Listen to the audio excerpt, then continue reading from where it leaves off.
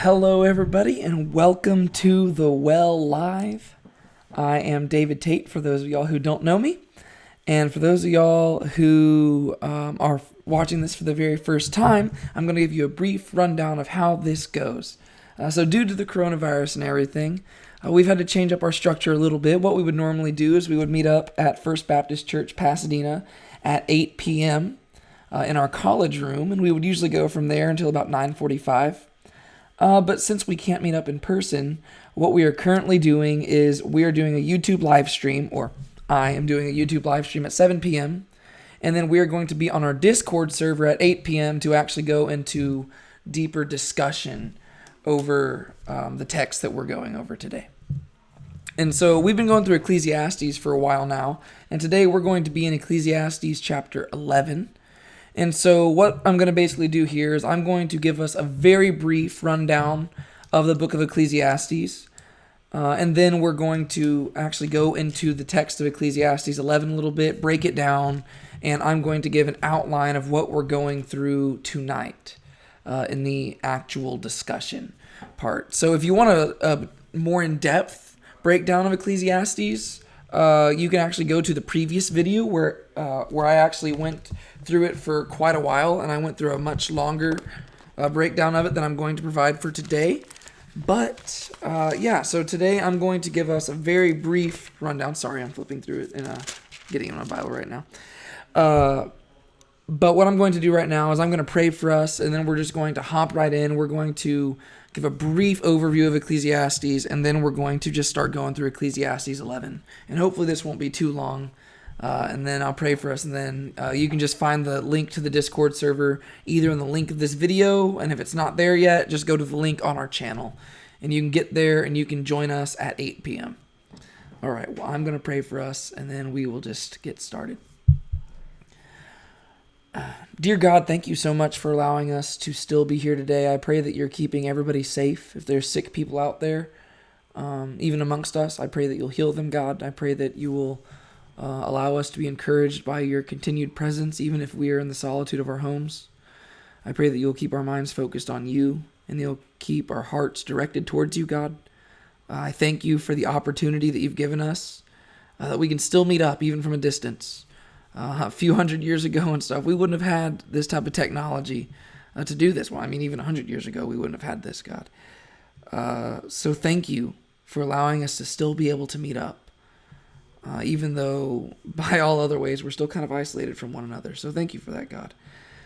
As we go into your word, please open up our ears to what you're wanting to say to us. God, open up our eyes and open up our minds to understand your word. Let your spirit be present with us and help us just be focused on you and to conform our hearts and our minds and our lives to what you reveal to us in your word. We thank you so much, God, for all that you're doing. And we want to learn to serve you more. It's in your name we pray. Amen. All right, so the book of Ecclesiastes. I'm going to give us a brief outline real quick of it, and we should be good to go. All right, so the book of Ecclesiastes is basically broken down into two sections. The first section is chapters 1 through 6, wherein the author, who we assume is Solomon, based on the first verse of Ecclesiastes, which says that it was written by the king in Jerusalem, who was the son of King David. And so we're assuming that is Solomon. And the story, the book seems to testify to that. It seems to agree with the other biblical texts that talk about Solomon. And in the first 6 chapters, Solomon is exploring life's inconsistencies, the different things in life that seem to not make sense. And there's different ways that he breaks that down. And really, the first 6 chapters, he's pointing out this consistent theme of the meaninglessness of life. And whenever we say meaningless, we don't want to confuse people by thinking that we are actually saying that everything in life is meaningless. What Solomon is actually trying to prove by these 6 chapters is that he's demonstrating that if we pursue certain things as if they were our meaning in life, ultimately those things will come out short. Because there's certain things in life that weren't meant to hold that level of... they weren't supposed to be that big in our lives, if that makes sense.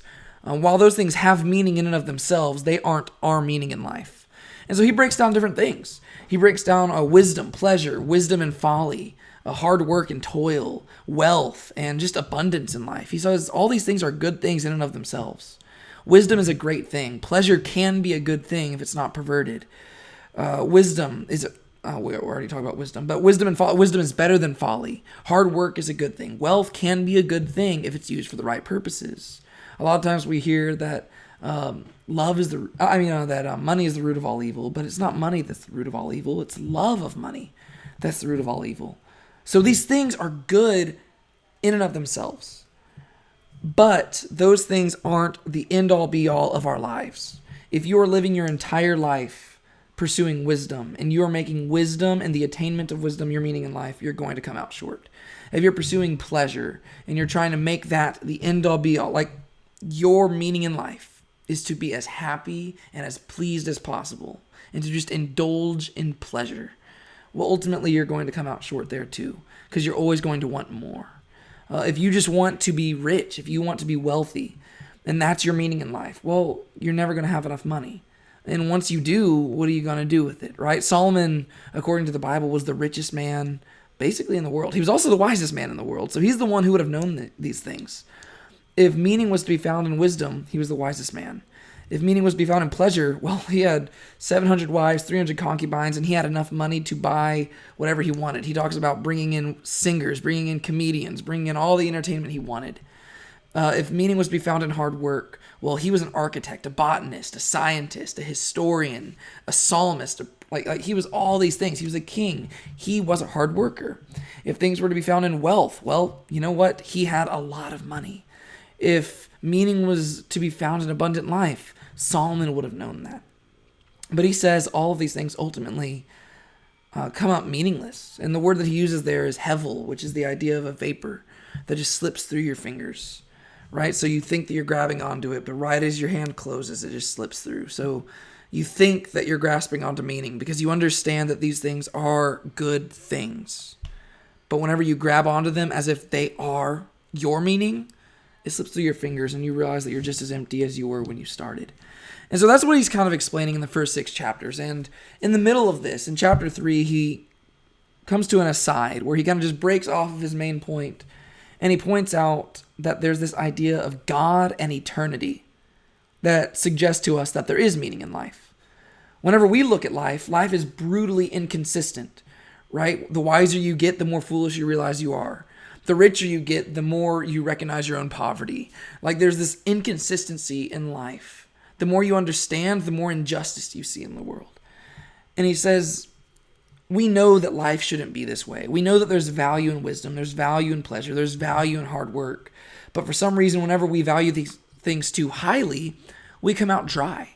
And that's because he realizes that there is a God who is in charge of all things, in charge of time itself, in charge of the entire universe. And this God has appointed things to play specific roles. And so what Solomon does in the second half of the book, in chapters 7 through 12, is he actually begins to break down and explain these inconsistencies in life by starting to point us towards God. Because there's this God who's in charge of all things. And whereas in chapter 1, he had specified that man couldn't even control time, that even time had power over man. Well, in chapter 3, he'd explained that God was in charge of time and that God has placed eternity on man's heart. And so based on these premises, Solomon begins to explain that there is meaning to be found in life, but we have to really recognize a few other things in order to get there. And so that's what we've covered in the last few weeks as we've gone through chapters 7 through 11. Because what Solomon's done here is he's pointed out that not only does life have this brutally inconsistent sense of meaninglessness or futility about it, but he points out 2 other things. Firstly, that no one is righteous, that we're sinners, which is actually a thing that's consistent through the Bible.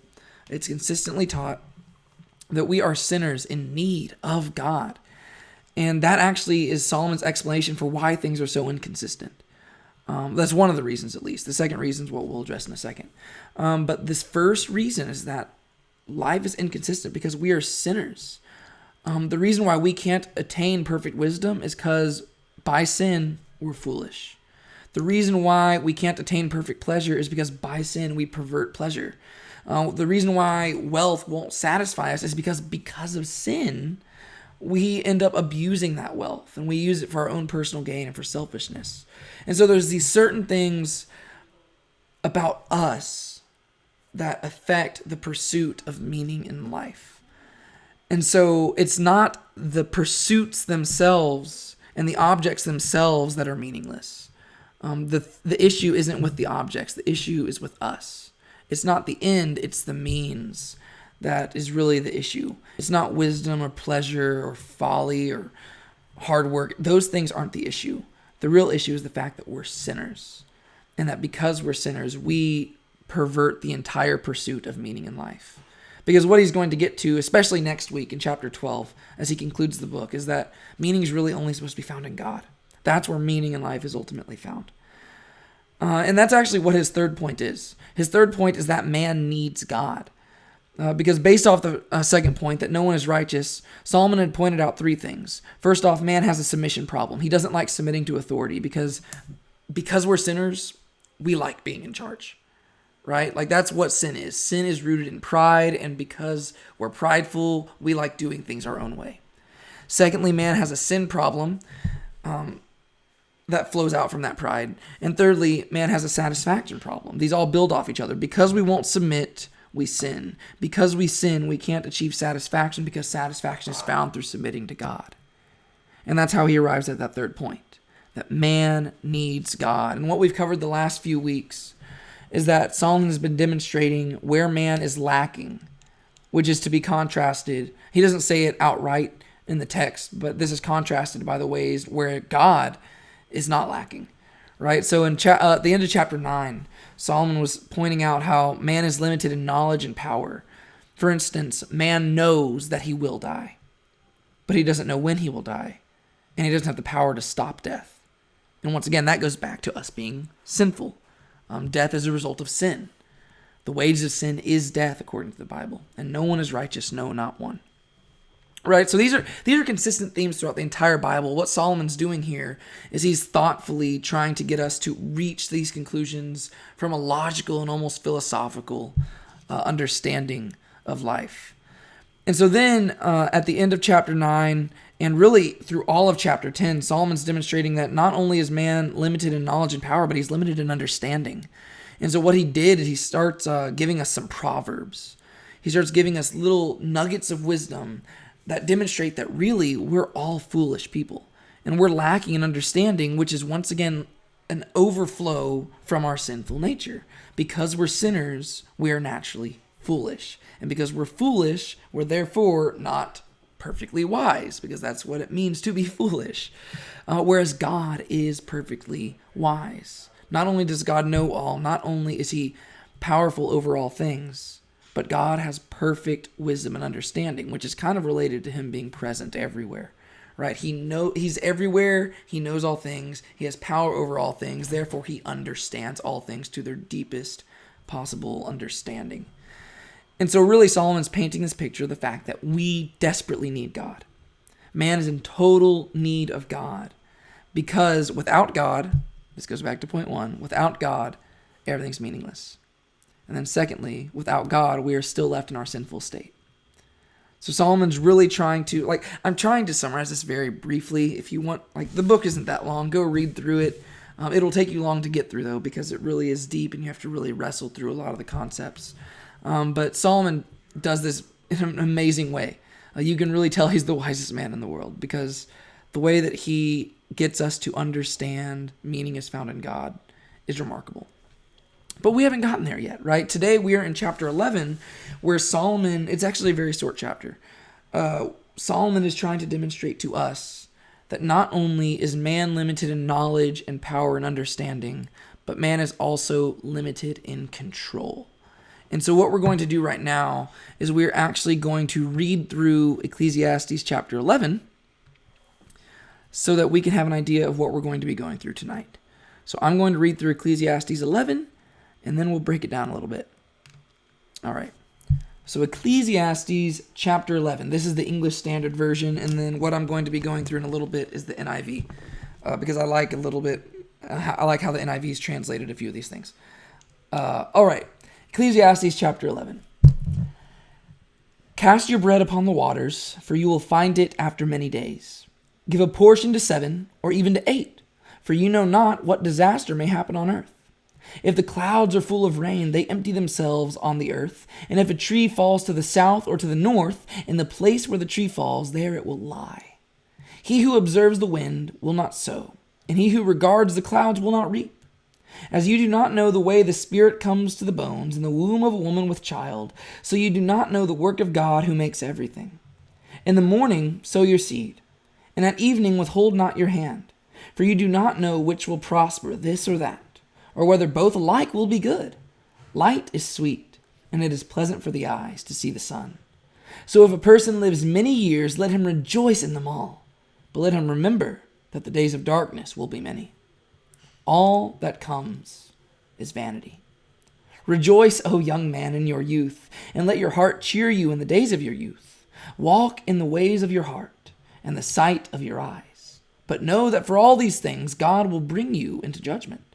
Remove vexation from your heart and put away pain from your body, for youth and the dawn of life are vanity.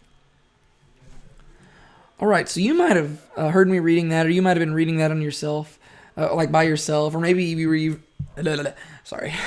maybe you were even reading this before coming to this video. Maybe that's how you came across the video, and you were probably kind of confused on what he was saying. And that's because, once again, especially towards the beginning of this chapter, Solomon is using Proverbs to make his point.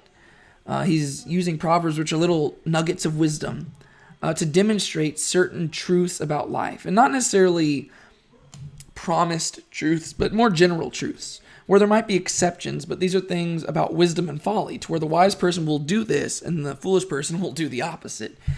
And so some of these can be a bit confusing to us. Firstly, because they, being Proverbs, they actually ask you to sit and listen on them and think about them a little bit more. But then secondly, because we live in a different culture than Solomon did. So whenever he's saying, cast your bread upon the waters, we don't necessarily know what he's talking about there. And so that's where, engaging in Bible studies and stuff can be useful. Pulling out a study Bible might be helpful there. But let's actually start breaking this down a little bit. And I've got an outline that I'm going to get to in a little bit. But first, I just want to break down the text, right? So I've got the ESV pulled up on the screen right there. But I'm actually going to read through the NIV because there's actually some ways on here where the NIV, it words it a little bit easier for us to understand nowadays, whereas the ESV is a more word-for-word translation there. But so in the ESV, it says, cast your bread upon the waters, for you will find it after many days. Give a portion to 7 or even to 8, for you know not what disaster may happen on earth. The way the NIV words it is, ship your grain across the sea. After many days you may receive a return. Invest in 7 ventures, yes, in 8. You do not know what disaster may come upon the land. And so what Solomon's getting at here is the idea of making smart investments, right? Last week when we were going through chapter 10, we talked a lot about how it was all Proverbs explaining wisdom versus folly. And we noticed a consistent theme popping up throughout the entire chapter was that a foolish person is typically very quick to make decisions. They jump into their actions without thinking much. Whereas the wise person is more thoughtful and reserved, whereas they will think things through before making choices and stuff. But we're going to notice in this chapter that Solomon is trying to make sure that we aren't too cautious, right? This chapter is all about avoiding extremes. You want to stay away from being totally impulsive, but you also don't want to allow your thoughtfulness to keep you from taking action. And so right here in the first 2 verses, he's actually talking about making wise investments, even if you don't even if you can't accurately predict what will come of them. Right? I mentioned how chapter 11 is all about recognizing that man is limited in control. And so Solomon's pointing out, you don't know what's going to come of this investment. He says, ship your grain across the sea, cast your bread across the water. Right? I'm thinking of, what's his name? Antonio in Shakespeare's Merchant of Venice. You know, the whole time you're wondering, oh my gosh, did his ships crash in the water? Because that can mean like a merchant, right, shipping their stuff across the water. During that time period, whenever those ships are overseas, they are in a constant state that stands right in the middle of poverty and luxury. Because if the shipment gets across the water and gets back to them, well, guess what? They're rich. But if their shipments, like if their ship wrecks and all their stuff goes down with the ship, well, now they're probably going to be poor, right? They made an investment, but the success of that investment will kind of change how their life is, right? And Solomon says, you know what? Make the investment. Cast your bread across the sea. Ship your grain across the water. You don't necessarily know what will come of it, but there are wise things you can do in order to encourage the fact that there will be success there. That's why in verse 2 he says, invest in 7 ventures, yes, in 8. You do not know what disaster may come upon the land. Right? He says, okay, how about this? Rather than putting all your stuff in one ship, rather than putting all your stuff in one barrel, put it in 7 or 8, right? So that whenever it gets shipped across the land, maybe one of the ships will sink, but the other 6 or 7 will make it across. Or maybe 2 of them will sink, but the other 5 or 6 will make it across. So he's saying, even whenever you don't understand what the end of something will be, whenever you don't know whether or not something will be successful, there are still wise things you can do to encourage the possibility of success in the end. And so he's saying, invest wisely. You can't control these things. You don't understand exactly how things will unfold, but there's still wiser things you can do in order to bring about a positive end to that. And then he moves on in verse 3, if the clouds are full of rain, they empty themselves on the earth. And if a tree falls to the south or to the north, in the place where the tree falls, there it will lie. He who observes the wind will not sow, and he who regards the clouds will not reap. So he points out there's this principle of cause and effect that we see. Whenever the clouds are dark and stormy looking, you can expect a storm. And whenever there's no cloud in the sky and it's a bright blue sky, you can typically expect that it's not going to storm. Right? That's a general principle that we can agree typically happens throughout life, right? But what Solomon's saying here is that sometimes we can over-rely on our own predictions of cause and effect to where it'll cause us to fall into inaction, right? He who observes the wind will not sow, and he who regards the clouds will not reap. There can be a farmer who is looking out, and because he's so confident in his predictions of what the weather will be, he will totally miss the opportunity to actually plant and harvest his crops because he's relying on things being 100% predictable. And that's just not how life is. You can turn on the Weather Channel and you can easily see that that's not how things are. They don't know 100%, right? They can give you an idea that it's probably going to rain today, but honestly, more often than not, they typically seem to be wrong. And so Solomon's saying you can't control everything, but there is a wiser way to do things. And so he says in verse 5, as you do not know the way the Spirit comes to the bones in the womb of a woman with a child, so you do not know the work of God who makes everything. In the morning sow your seed, and at evening withhold not your hand, for you do not know which will prosper, this or that, or whether both alike will be good. So he says, you know what? You can't control the situations you're in, so what you can do is just do things the way that they should be done and trust that it will happen the right way. Right? You can't control things, so just make the wisest decision possible. Don't overthink things and don't allow your anxiety or your stress to prevent you from taking action. You don't want to be impulsive and hasty like the foolish person, but you don't want to allow yourself to overthink things too much to where you actually prevent yourself from taking action.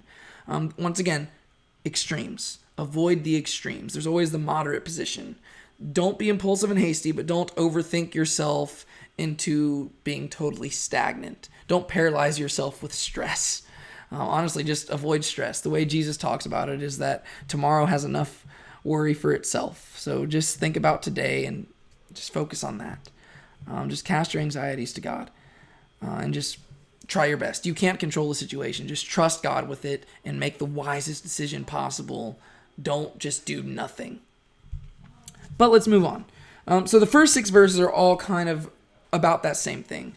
Thinking too little versus thinking too much. You don't want to be the foolish person who thinks too little, but you also don't want to... It's just as foolish, I guess you could say. It's just as foolish to think too much and talk yourself into complacency. You want to go down the middle ground. Don't think too little. Don't think too much. Think just right. Basically, you want a Goldilocks this entire situation. But moving on, verse 7, light is sweet and it is pleasant for the eyes to see the sun. So if a person lives many years, let him rejoice in them all. But let him remember that the days of darkness will be many. All that comes is vanity. So what Solomon's been talking about pretty consistently throughout the entire book of Ecclesiastes is the idea of things under the sun. That's what he calls meaningless. And whenever he talks about things under the sun, he is talking about basically things in the earthly realm. Things outside of heaven, under the sun, in this universe, on this earth. That's what he says is meaningless. Whenever you take God and you take eternity out of perspective, that's when things become meaningless. Because you can even pursue wisdom and pleasure, but what for? Like, why? How does wisdom even exist without God? How does pleasure exist without God? These are just like fabrications we've created in our own minds if you take God out of the situation. And so this has been a consistent theme. Everything under the sun is meaningless. Everything under the sun is vanity. Vanity is what the ESV will use. Meaningless is what the NIV will use for the same word. Other translations will use incomprehensible, futile, things like that. But that's that word hevel. It's like a vapor. But right here, Solomon actually says, light is sweet and it is pleasant for the eyes to see the sun. So he's saying, you can look at this life and you can understand that there's this incomprehensible confusion that comes about whenever you look at the inconsistency in life. There is certainly that. But there's also this other side of things where life is actually a beautiful thing, and it's a good thing that we get to see this life under the sun. And I think one really cool thing about that is if you think about the amazing fact that God is so great and so gracious that he can take the worst possible evil and bring about the greatest good. I mean, if you think about it, the worst thing that man ever did was bring sin into the world, right? Genesis chapter 3, when Adam and Eve sinned, that was probably the worst thing they could have done. Until a few thousand years later, they crucified the Son of God, which I would say is honestly even worse. That's like the greatest sin possible. But think about what God did through that. Through man's greatest sin, God brought about the greatest victory and the greatest beauty. First off, Jesus would have never had to come into the world and die if man hadn't sinned. And Jesus wouldn't have died if man hadn't put him on that cross. And that doesn't justify either of those two things. Rather, it just shows how awesome and amazing God is. And how God can take the worst possible evils and use them for the greatest possible goods. That's just because of how amazing he is. It doesn't at all justify the sin. But what Solomon's pointing out here is that yes, when you look at life, it can be incomprehensible, it can be confusing, and it can just be mind-boggling. But it's also really good that we get to experience life. First off, because there's a lot of beautiful things in life that you would miss out on if you never got to experience it at all. Earlier in the book, he was saying that it might be better to have never lived at all than to be alive, but that was really the outflow of somebody in a really dark mindset. And that's the whole point. We've talked about it multiple times, that's what Solomon's been doing through this whole book. He's been allowing us to join him on his journey through this really dark path. That's why a lot of it's been really kind of depressing as he's worked to this point. But he's saying, no, it's a good thing to live. It's a good thing to see the sun. Light is sweet and it's pleasant for the eyes. Life can be an amazing thing if we see it underneath the correct lens.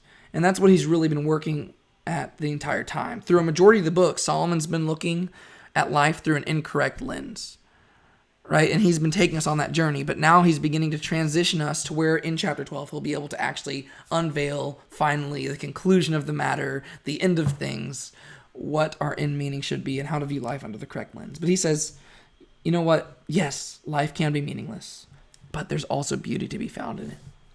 So if a person lives many years, let him rejoice in them all. But let him remember that the days of darkness will be many. All that comes is vanity. So yes, you should be able to enjoy life, but you also need to recognize that there will be dark times in life. There will be darkness. And there will be some really hard things that you face in life. And you don't want to ignore those either. A lot of the times, once again, we can be tempted to extremes. Either we only notice the good things, or we only notice the bad things. You have two people. You typically have the people who ignore all the bad things and they act as if they don't exist, and their life is like sunshine and rainbows 100% of the time, and even when it's not, they act like it is. Or you have those other people who all they do is complain and they never talk about any of the good things in life. Solomon is once again telling us to Goldilocks the situation. Don't be too hot. Don't be too cold. You need to notice the moderate position is the better one. You need to recognize the good things in life, but still acknowledge the bad. And you need to recognize the bad things in life, but acknowledge the good. And you need to learn to appreciate both, because both come from God. And they're a result of our sin. But like bad and evil, that's a result of sin. But God is gracious, and he allows even the bad things to shape us and help grow us. So we need to learn to appreciate not only the good, but the bad. And notice not only the bad, but the good. So there's a balance there that's necessary, or not even a balance, but a tension. You got to hold them in tension. It's not easy, but we have to fight for it. And then final two verses, Solomon says, "Rejoice, O young man, in your youth, and let your heart cheer you in the days of your youth. Walk in the ways of your heart in the sight of your eyes. But know that for these things God will bring you into judgment. Remove vexation from your heart, and put away pain from your body, for youth and the dawn of life are vanity." So Solomon says a really interesting thing here. He's actually talked about, he's used this similar phraseology multiple times throughout the book, where he's just said, there's nothing better you can do than eat and drink and enjoy life. And usually what he's doing there is he's saying if you're taking God out of the situation, that's the best you can do in life. But right here, he does seem to be really taking a different approach, right? He's building towards the end of the book, and he's saying you do need to enjoy life. But when you enjoy life, you need to recognize that God's still in charge. Because a lot of times, once again, we have people who are prone to extremes. There's the people who, because they want to enjoy life so much, they turn into total hedonists, just pursuing pleasure, and they just leave God on the back burner and totally forget about him. But then you have the other people who, because of a good, pious, and righteous zealousness for God, they want to fear God so much that it almost removes the joy out of life, because their view of God has become perverted to where they've actually changed their view of God to where it sucks the fun out of life. But Solomon's pointing out that's not how it has to be. You can actually fear God and enjoy life. The two actually can go together. You don't have to be a miserable Christian, and you shouldn't be. I mean, when you get to the New Testament and you actually get to Christianity, oh my gosh, there are people who are literally joyful in the midst of suffering. Like anybody should be able to look at that and say, that's the type of mindset I want. I want to have a heart that is able to be joyful even in the midst of suffering. So Christians should be able to be the people who are getting the most enjoyment out of life. But a lot of times you don't see that, right? But Solomon's saying, avoid the extreme. He actually says something really interesting here that I noticed in verse 9. "Rejoice, O young man, in your youth, and let your heart cheer you in the days of your youth. Walk in the ways of your heart and the sight of your eyes." Isn't that interesting? Walk in the ways of your heart. That's not typically something you see in the Bible, because that's like the whole follow your heart mentality, which is something that you have to be very cautious of. And I think that's the case with all of these things. Once again, use discretion, use wisdom. The book of Ecclesiastes is wisdom literature. It's a general truth, and you have to be using discretion in how to apply it. A lot of the times in current culture, you'll see people say, just follow your heart. Do whatever you feel you should do. That's not really good advice. Whenever somebody says follow your heart, watch out. Because, the Bible says that the heart is desperately wicked. It's deceitful above all things. Your heart can really deceive you, because whenever emotions get into play and stuff, whoa. So Solomon's not saying that. But he says that there is a time to follow your heart. But you have to use discretion there, because notice what he clarifies, right? He says, walk in the ways of your heart and the sight of your eyes, but know that for all these things, God will bring you into judgment. So he says, yes, you can follow your heart. You should follow your heart. But when you're doing that, recognize that God's still in charge and that there will be a judgment day one day. And luckily, we know that we're not saved by our works. We're not saved by our actions. We're saved by grace through faith in Christ apart from works. But that doesn't change the fact that our works typically flow out of where our heart is at, right? I mean, we're all going to make mistakes, but, a good tree produces good fruit. A bad tree produces bad fruit. And though we mess up, it's a true fact that our works flow forth from where our hearts are at. And so Solomon says, yes, you should follow your heart, but remember that God is in charge. And the person who remembers constantly that God is in charge, well, their heart will be leading them in correct directions. And so that's what we need to strive to do, right? He's saying, yes, you can follow your heart so long as your heart is in the right place. If your heart's not in the right place, don't follow it. That's whenever you got to say, you know what? I want to do one thing, but I know I shouldn't do it, so I'm going to do the other thing. But in this case, Solomon says, yes, as long as you remember that God's in charge and there will be a day of judgment, sure, follow your heart, because that should hopefully sober your mind up and allow you to do the right thing. And so that's basically the big picture of Ecclesiastes chapter 11. And